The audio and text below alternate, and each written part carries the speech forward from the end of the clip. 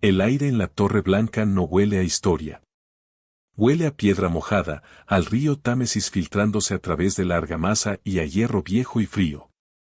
Pero en las profundidades del sótano, en el verano de 1546, el aire está cargado de algo más. Huele a sudor. Huele a pánico. Y huele a una ley que acaba de ser quebrantada.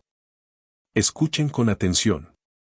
El sonido que oyen suele ser el chirrido rítmico de un cabrestante, una pesada rueda de madera girando contra la resistencia de huesos humanos. Es el sonido del potro de tortura. Pero esta noche, ese sonido se ha detenido. A la luz parpadeante de las antorchas, vemos una escena que no debería existir. Sir Anthony Kingston, el condestable de la torre, un hombre cuya vida profesional se define por infligir dolor, se ha alejado de la máquina. Mira a la mujer estirada sobre el bastidor de roble. Ella tiene 25 años. Sus articulaciones ya están dislocadas, su respiración es superficial. Kingston se mira las manos, luego mira a los otros hombres en la habitación y niega con la cabeza. Se niega a girar la rueda de nuevo. El silencio que sigue es pesado, peligroso. Es el silencio de una jerarquía que se derrumba. Entonces, el silencio se rompe. No lo rompe un grito, sino el crujido de un terciopelo costoso. Thomas Wriothesley, el Lord Canciller de Inglaterra, el oficial legal más alto del reino, el hombre que porta el gran sello del rey, da un paso al frente. Está frustrado.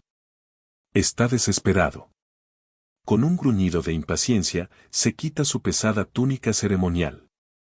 Se remanga el jubón, exponiendo sus brazos suaves y aristocráticos a la inmundicia de la mazmorra. Empuja al condestable a un lado. El propio Lord Canciller de Inglaterra agarra las palancas del potro. Le hace una señal a su colega, el Procurador General, para que tome el otro lado. Y entonces, el sonido regresa.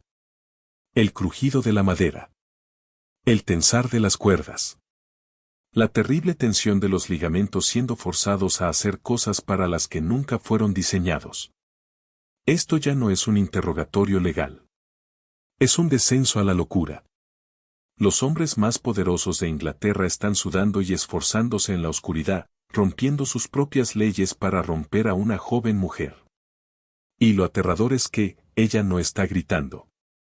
Está mirando al techo, sus labios moviéndose en una oración silenciosa, negándose a darles lo único que quieren.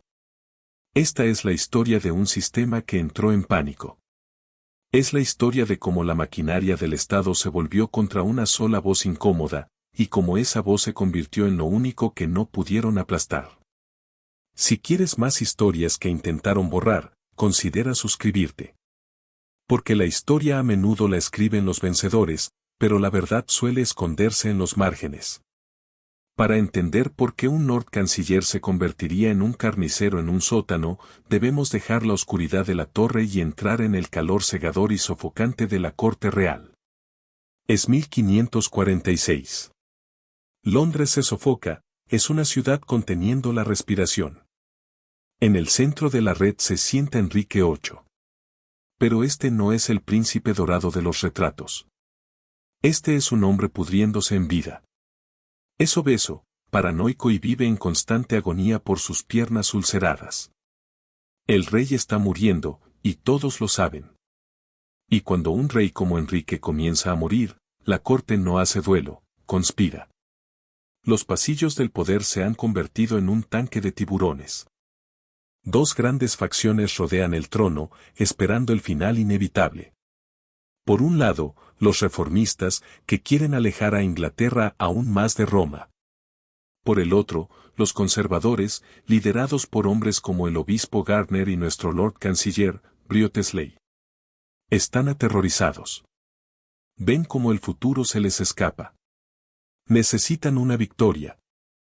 Necesitan destruir a los reformistas antes de que el rey dé su último aliento.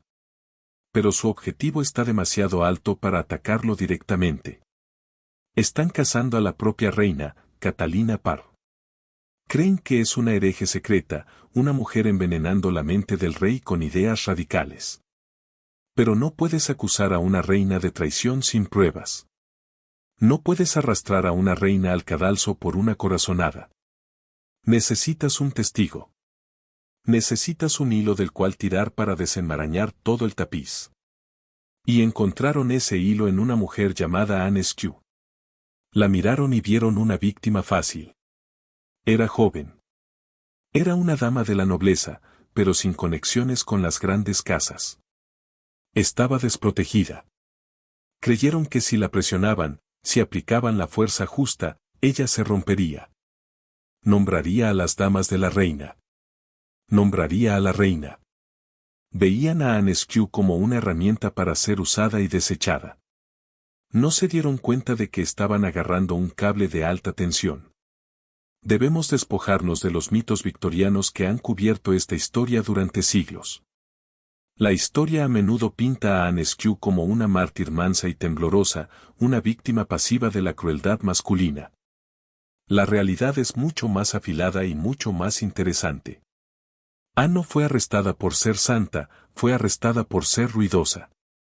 Imagínenla no en una celda, sino en la nave de la Catedral de Lincoln. Está sentada allí leyendo abiertamente una Biblia en inglés, un acto que era técnicamente legal pero culturalmente rebelde para una mujer. Cuando los sacerdotes se acercan para regañarla, ella no baja la mirada. Les cita las escrituras de vuelta, diseccionando su teología con la precisión de un cirujano.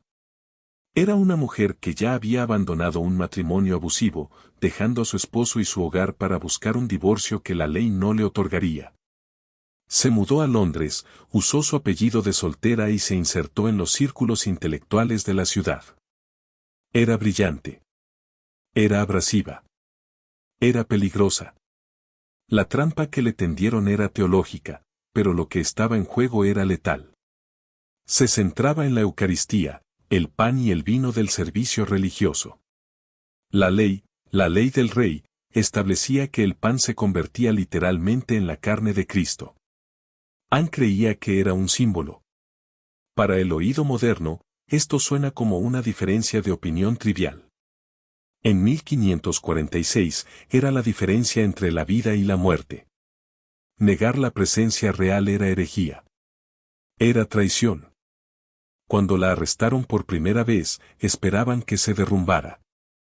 En cambio, las transcripciones de sus interrogatorios se leen como una oscura comedia de enredos. Ella le da vueltas a sus acusadores.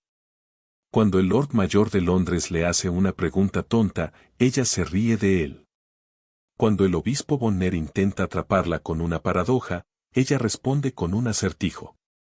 Usa su género como escudo, sonriendo y diciendo, no soy más que una mujer, no puedo enseñaros, mientras simultáneamente desmantela sus argumentos.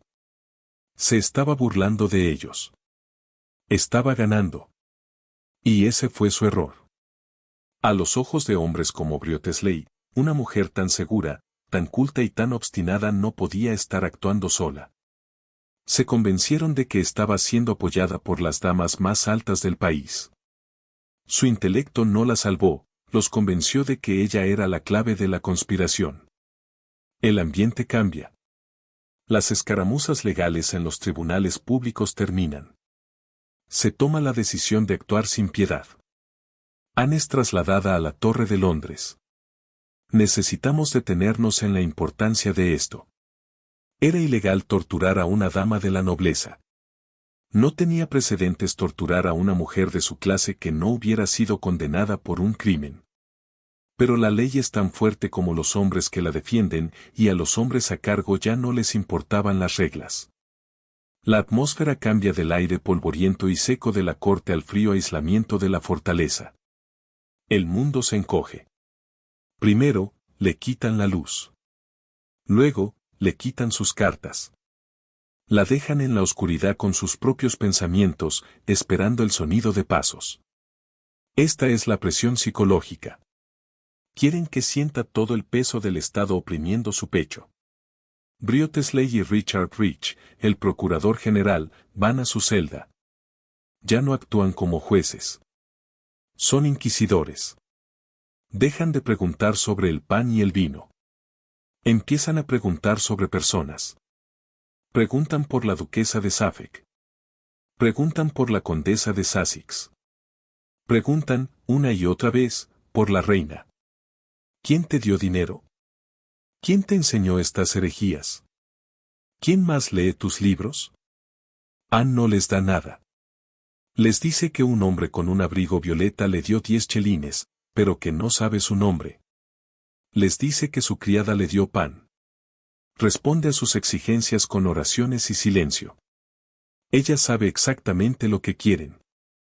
Sabe que si pronuncia un solo nombre, firma la sentencia de muerte de otra mujer.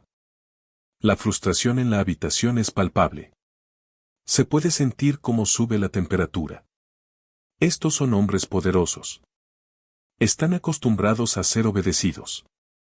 Sus carreras, su supervivencia política, tal vez incluso sus propias vidas, dependen de conseguir esta confesión. Y esta chica les está ganando. La frustración en los hombres poderosos a menudo muta en crueldad. Deciden que si su mente no se rompe, deben romper el recipiente que la contiene. Volvemos a la mazmorra. Volvemos al potro. Debemos mirar esto con claridad. El potro es una máquina simple. Es un marco de roble, elevado del suelo. Se atan cuerdas a las muñecas y a los tobillos.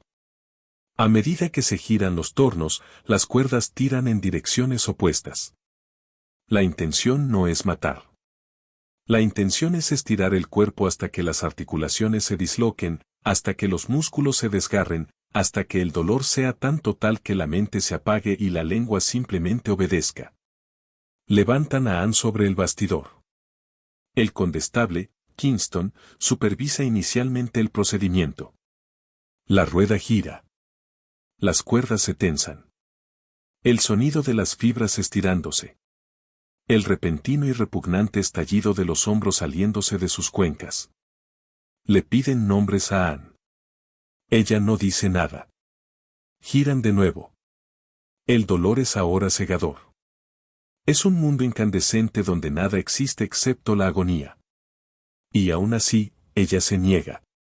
Se desmaya. En un interrogatorio estándar, aquí es donde termina. La víctima se ha desmayado, la revives, dejas que se recupere, lo intentas de nuevo mañana. Pero a Briotesley se le acaba el tiempo. Ordena que la revivan. Ordena que la pongan de nuevo en la máquina. Este es el momento en que Kingston se niega. El condestable de la torre, un hombre que lo ha visto todo, dice basta.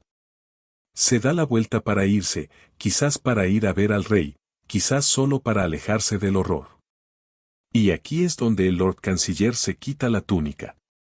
Briotesley y Rich, dos abogados, dos políticos, agarran las manivelas.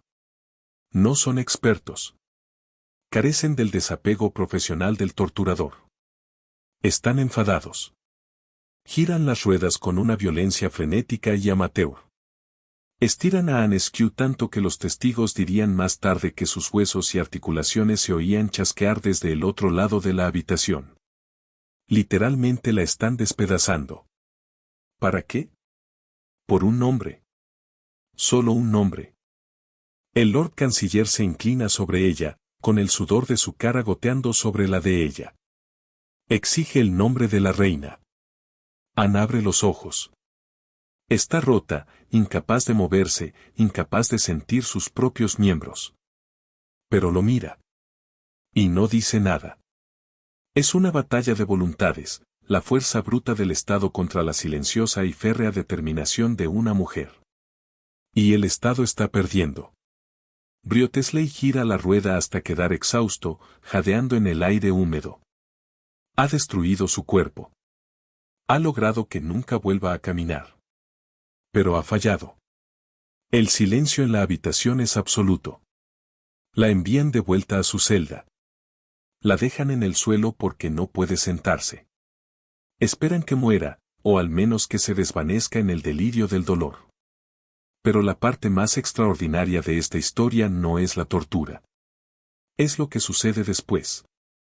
Tirada en el suelo de su celda, con el cuerpo arruinado, Anne Askew pide una pluma. No puede mover las piernas. Sus brazos están hinchados e inútiles. Cada movimiento debe ser una agonía. Sin embargo, de alguna manera, logra escribir. O tal vez le dicta a un carcelero compasivo o a una criada. Sea como sea, las palabras comienzan a aparecer en el papel. Escribe un relato de lo sucedido. Detalla las preguntas. Nombra a Wriothesley. Nombra a Rich.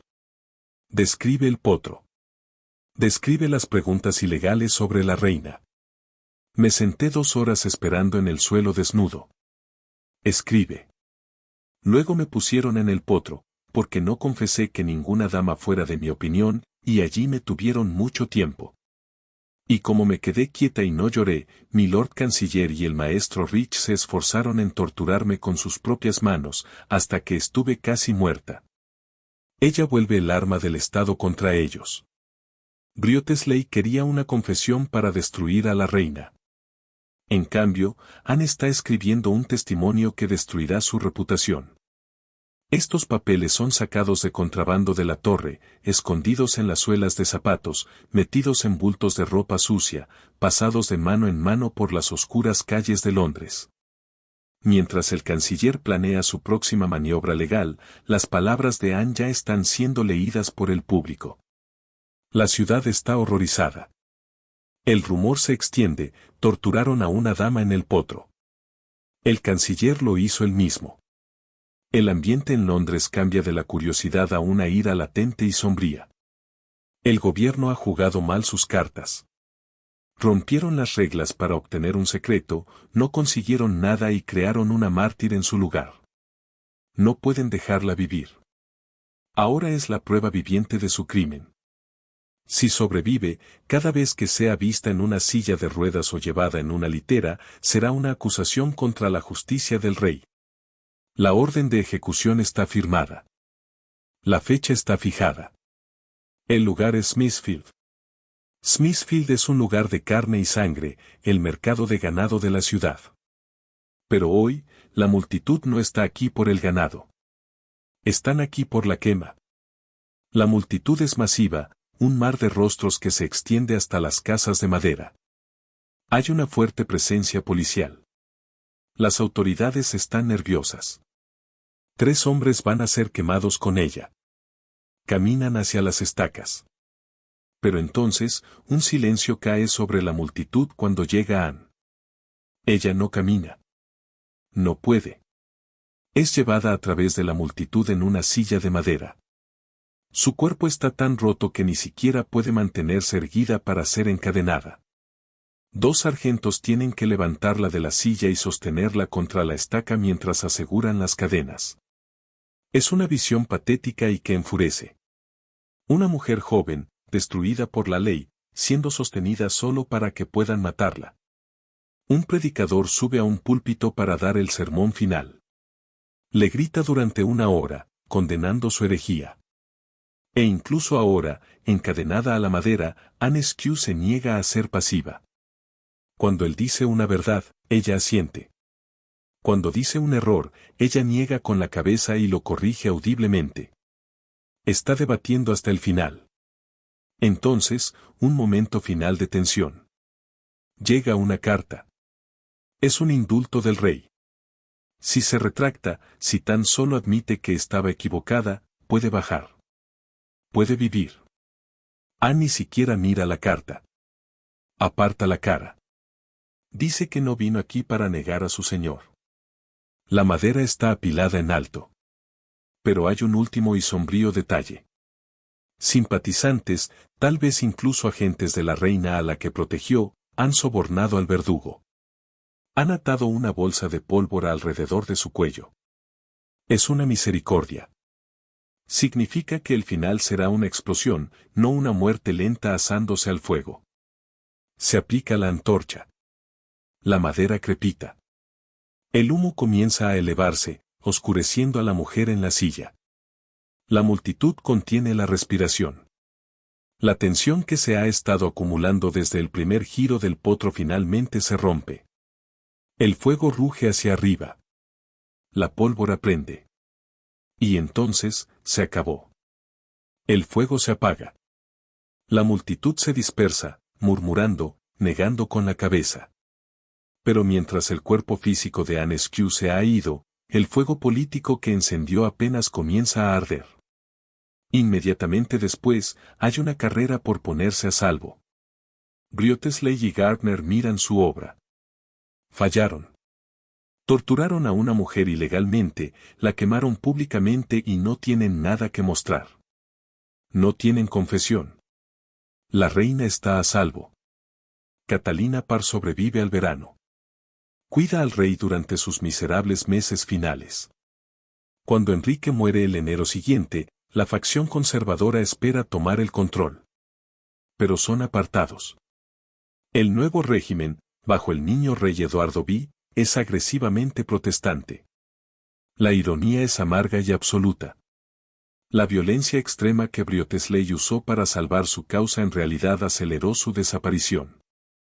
Muere unos años después, expulsado del poder, un hombre cuyo legado está atado para siempre a una cámara de tortura. El sistema que aplastó a Anne simplemente sigue adelante. Encuentra nuevos enemigos, nuevas víctimas. Olvida el dolor que causó. Pero la historia no olvida. Pasan los años.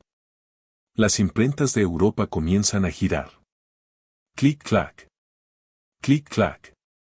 El sonido es rítmico, mecánico, como el potro. Pero esta máquina no rompe cuerpos, multiplica palabras.